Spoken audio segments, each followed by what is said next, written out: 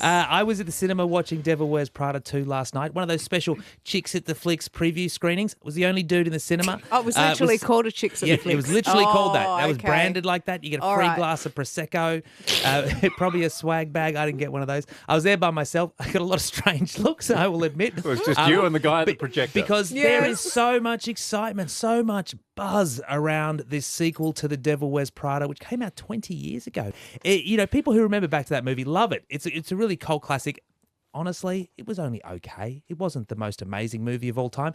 20 years on, Anne Hathaway's Andy is now a very successful journalist. In fact, she's just won the award for Best Journalist of New York City, only to find out at the start of the movie that her and all of her colleagues at the newspaper just got made redundant because, sign of the times. Yeah, some equity group has bought the paper. They're downsizing, $500 million write-off. The CEO is still getting $11 million salary. So it cuts very close to the bone for people who happen to work in legacy media. I don't know if we know any of those. None that I can think of. And so, meanwhile, Miranda is still in charge of Runway. She's having her own problems. She got sucked in by, sort of a company called Speed Fash doing sort of fast fashion. Didn't realize they use sweatshops. And so her image and the Runway magazine's image has taken a hit. So how can they kind of resolve this? Well, there's this very, very respected, serious journalist in Anne Hathaway's character. Why don't we bring her on board to bring some credible journalism to the frothy Runway magazine? So I used to have your job. Got to go to Paris Fashion Week. Wore a bunch of pieces from the Chanel collection that year. You still have all of it? No, I gave it away.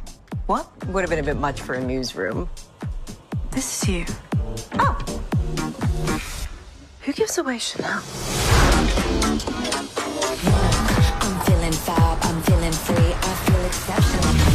You are here to help us through our current scandal. Click, click, click, click, everywhere.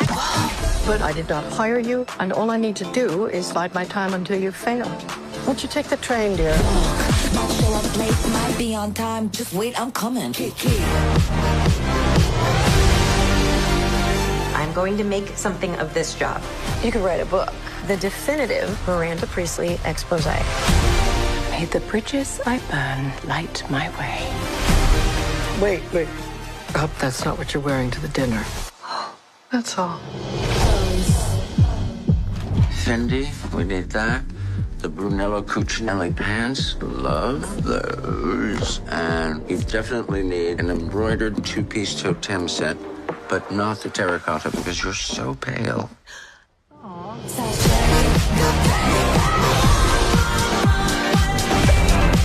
neck is hot. Oh my God, just hide a feeling for once, please. And so the two kind of collaborate again.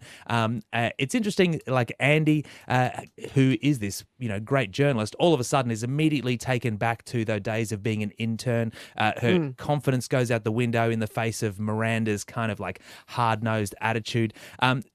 Emily Blunt, who played Emily.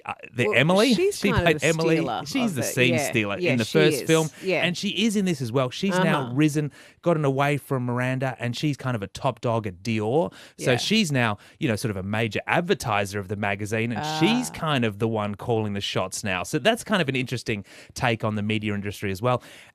So in terms of fan service, the film is very successful. You see these great characters. You see the Tooch, Stanley Tucci. He is fantastic as Nigel. Love him. He's amazing Any as well. day. So you've got Emily Blunt, you've got Anne Hathaway, you've got Stanley Tucci, you've got Meryl Streep.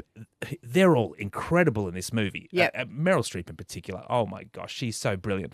The plot makes no sense. Anne Hathaway's love interest, played by Aussie actor Patrick Brammall. Yeah. Okay. One of the worst love interests I've ever seen on screen. It makes no sense, honestly. It's just was a bit of a random terrible. casting.